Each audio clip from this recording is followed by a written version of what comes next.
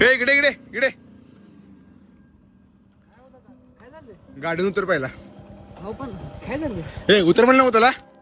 हो पण आधी घरात राहायचं, भाडं भरायचं, मग गाडी घेऊन जायची. अहो अहो दादा असं नका करू प्लीज प्लीज दादा असं खूप आवडतं. हे निघ इकडे.